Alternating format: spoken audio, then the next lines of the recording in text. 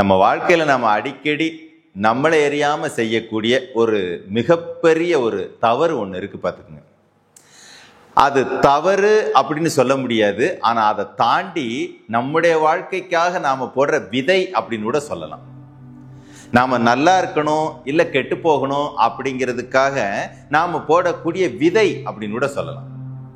பலரும் அதுதான் விதை, அதுதான் என் வாழ்க்கையை மாத்திக்கிட்டு இருக்குன்னு தெரியாமலே போட்டுக்கிட்டு இருக்கிற விதை அப்படின்னு கூட சொல்லலாம். ஏங்க இவ்வளவு கன்ஃபியூஸ் பண்றீங்க, கொஞ்சம் அதை டைரக்டா தான் சொல்லிருங்களேன் அப்படின்னு தோணலாம்.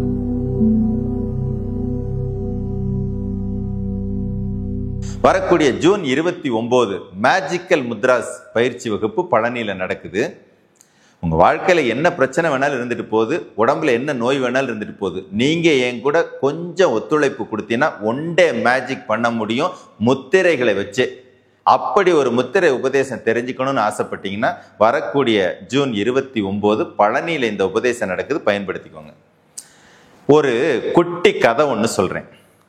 ஒரு ஊர்ல ஒரு தையல்காரர், ரொம்ப பெரிய அற்புதமான திறமையுள்ள ஒரு தையல்காரர். அந்த ஊர் மட்டும் இல்லாம சுத்துப்புறங்கள்ல எல்லா ஊர்லயும் ரொம்ப பிரபலமான தையல்காரர். தொழிலுக்கு எந்த குறையுமே இல்லை, அளவுக்கு அதிகமான வருமானம், ஓய்வே இல்லாத அளவிற்கு உழைக்கும் அளவிற்கு அவருக்கு கஸ்டமர்ஸ் அதிகம், இன்கம் அதிகம், ரொம்ப சந்தோஷமா வாழ்றார். அதே ஊர்ல ஒரு காய்கறி கடைக்காரரும் ஒரு மளிகை கடைக்காரரும் அதே ஊர்ல இருக்கிறாங்க.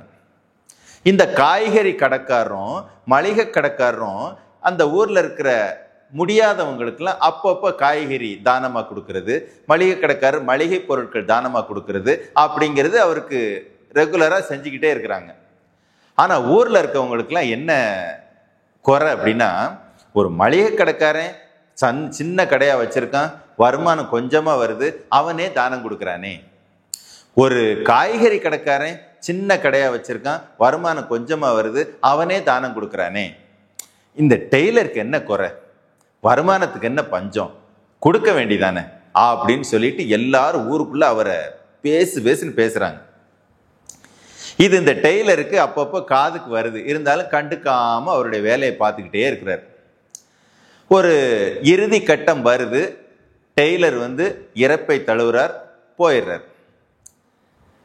இது நார்மலா உலகம் பார்க்கிற ஒரு கதை. இந்த கதைக்கு பின்னால இன்னொரு சம்பவம் மறைபொருளா இருக்கு பாருங்க. இறந்த டெய்லர் நேர சொர்க்கத்துக்கே போயிடுறாரு.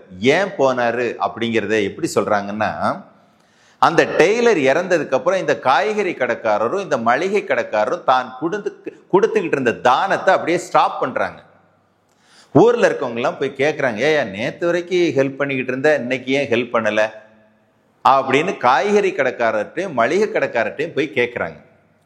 அப்ப அந்த காய்கறி கடைக்காரரும் மளிகை கடைக்காரரும் என்ன சொல்றாங்கன்னா, அட போய, நேத்து வரைக்கும் இந்த டெய்லர் தினந்தோறும் காசை கொடுத்து, இல்லாதவங்க கேட்டா காய்கறி கொடு, இல்லாதவங்க கேட்டா மளிகை பொருள் கொடு, அவங்க கிட்ட காசு வாங்காத, அதுக்கான காசை நான் கொடுக்கிறேன்னு சொல்லி தினம் பணம் கொடுப்பாரு. அவரோட வருமானத்துல ஒரு பார்ட்டை கொண்டு இல்லாதவங்களுக்கு கொடுப்பான்னு சொல்லி என்கிட்ட கொடுத்தாரு. நான் ஒன்னும் என் கையிலேருந்து கொடுக்கல, அவர் கொடுத்தாரு, நான் வாங்கி எல்லாத்துக்கும் சப்போர்ட் பண்ணேன் அப்படின்னு சொல்ல அந்த ஊர்க்காரங்களுக்கு ஷாக் ஆயிடுச்சு.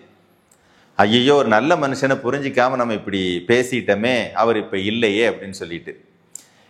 சேம் தவறத்தான் ஒவ்வொரு மனிதனுமே இந்த உலகத்துல செஞ்சுக்கிட்டு இருக்கிறோம். ஒருத்தர் அவருடைய பின்புலம், அவர் என்ன செய்யறாரு, அவருடைய உண்மையான குணம் மனம் என்ன, எதுவுமே நமக்கு தெரியாது. தூரத்துல இருந்து நாம என்ன பண்ணுவோம்னா, நமக்கு தெரிந்த முறையில் தேவையில்லாத விமர்சனங்களை வீசிக்கிட்டே இருப்போம், உண்மை தெரியாமலேயே.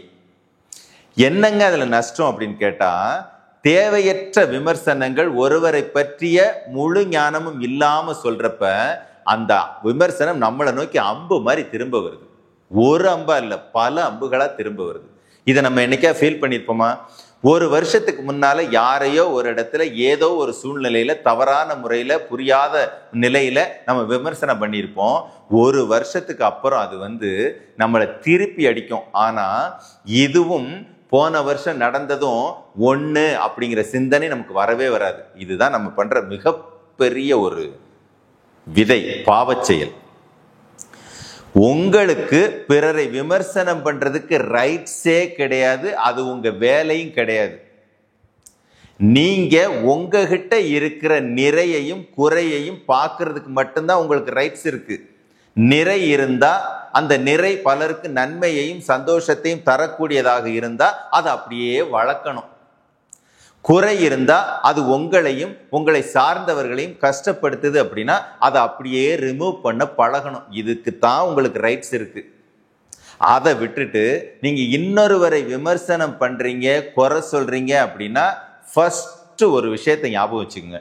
எப்பொழுது பிறரிடம் உள்ள குறை உங்க கண்ணுக்கு தெரியுதோ அப்பவே ஆணி அடிச்ச மாதிரி முடிவு பண்ணிருங்க, குறை உங்ககிட்ட உருவாயிருச்சுன்னு.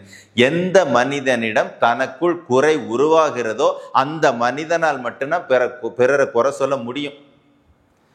ஆனா இறைவனுடைய கோட்டையில், இறைவனுடைய கோர்ட்ல ஒருவனுக்கு இன்னொருவனை விமர்சனம் பண்ண ரைட்ஸே கிடையாது. அப்படி பண்ணுனா விமர்சனம் செய்யறவனோட அந்த பக்கம் இருக்கிறவனோட தோஷத்தை இவன் தோல்ல சுமக்க போறான்னு அர்த்தம். நம்ம இதனால தாங்க வாழ்க்கையில நல்லா இருக்கிறதுக்கு சிரமப்படுறதும், பிரார்த்தனைகள் நடக்காம போறதும், எதுக்குடா இந்த கஷ்டம் என்ன நோக்கி வந்துச்சுன்னு தெரியாமலே சில கஷ்டங்களை அனுபவிக்கிறதும், நம்ம வாழ்க்கையில நல்லது நடக்குமா நடக்காதாங்கிற கேள்விக்குறிகள் வர்றதும், வாழ்க்கையை ஒரு போராட்டமா வாழ்றதும். மனிதனுக்கான அடையாளம் எந்த விதமான சமரசமுமே இல்லாம என்கிட்ட என்ன மைனஸ் இருக்கு, என்கிட்ட என்ன பிளஸ் இருக்குங்கிறத பார்க்க தெரியறதுதான். அதை பார்த்துட்டு மைனஸை வெளியிட இருக்கிறதும் பிளஸ்ஸை சேர்த்துக்கிறதுக்கும் தன்னுடைய சொந்த அறிவை பயன்படுத்தி தன்னையே ஒருத்தன் சீர்தூக்கி பார்க்கணும். அதுதான் மனிதனோட அடையாளம். நாம நம்மளை விட்டுட்டு பிறரை பார்க்கறது ஒண்ணுதான் நம்ம வளர்றதுக்கு மிகப்பெரிய தடை. உங்களுக்குள்ளார 1000 திறமை இருக்கு, பிறருக்குள்ளார ஒரு போகர்கிட்ட என்ன திறமை இருக்கோ அதே திறமை உங்களுக்குள்ளார இருக்கு. ஒரு அகத்தியர்கிட்ட உள்ள என்னென்னலாம் சக்திகள் இருந்துச்சோ அதே சக்தி உங்களுக்குள்ள இருக்கு. அவர்கிட்ட இருந்த சக்தியை தனக்குள்ளார பார்க்க தெரிஞ்சா மட்டும்தான் நீங்க நல்ல மனிதனுக்கான அடையாளத்துல வாழ்றீங்கன்னு அர்த்தம். உங்க வாழ்க்கையில உங்களுக்கு முழு அதிகாரமும் இருக்கு. உயர்ந்த வாழ்க்கை, சந்தோஷமான வாழ்க்கை, ஆரோக்கியமான வாழ்க்கை வாழ்றதுக்கு உங்களுக்கு முழு அதிகாரம் இருக்கு. ஆனா அதை இதுவரைக்கும் நீங்க பார்க்காம இருக்கிறீங்கன்னா அதுக்கு ஒரே காரணம் தான், நீங்க மட்டும்தான் காரணம். முதல்ல உங்களை ரியலைஸ் பண்ணுங்க. வாழ்க்கை உங்களுக்கு எப்பயுமே சூப்பரான ஒரு வழியை காட்டும். குருவே சரணம்.